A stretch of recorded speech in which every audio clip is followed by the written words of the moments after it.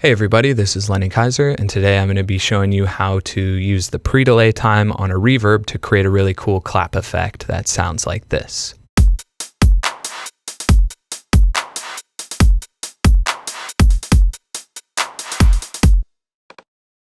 So the first thing you're going to want to do is sequence out a clap. In this case, I'm using the 909 clap from the Ableton core library. And then we're going to want to drop a reverb on that. So go into Audio Effects, Reverb, Room, and select Drums Room. To start, dial the wet-dry ratio back to 44%. And now we're going to use the pre-delay time to create this effect. So what the pre-delay time does is it's the amount of time between that first initial dry sound and that first early reflection, or essentially the reverb tail. So you want to think about this, that when we lengthen the pre-delay time, we're lengthening and creating a gap between that dry signal and the first early reflection, or the first time we hear that reverberated signal. So I'll give you an example of what I mean by this.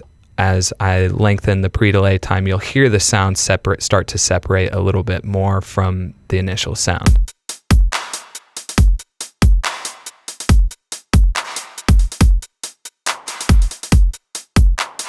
So you can see as the reverb pre-delay time is increased, the sound starts to separate and actually creates an audible delay sound because it's been separated so far. So this is the effect we're going for. So now we want to take the dry wet value, turn it back up to 100% so that 100% of the clap signal is being affected by the reverberated signal. Now we want to control click on the track and freeze it, which this is going to render the effect or render the reverb to the sample. We want to create a new audio track and then drag this clap down and copy it by holding Option. And then we can drag the clip out like this. So now on the bottom, we just have the clap effect or the reverberated signal.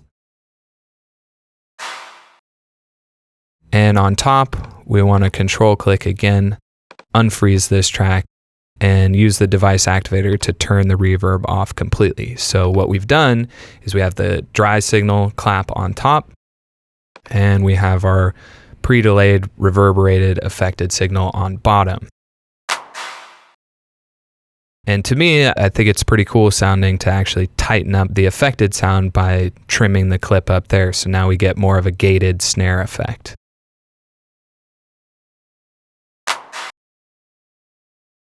If you want to fine tune it a little more, you can use the fades to do so.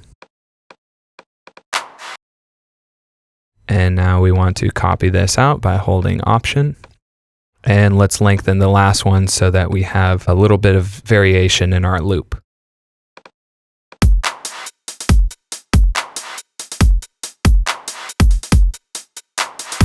And there you have it. Now you know how to effectively use the pre-delay on the reverb to create a cool clap effect. Thanks again, and see you soon.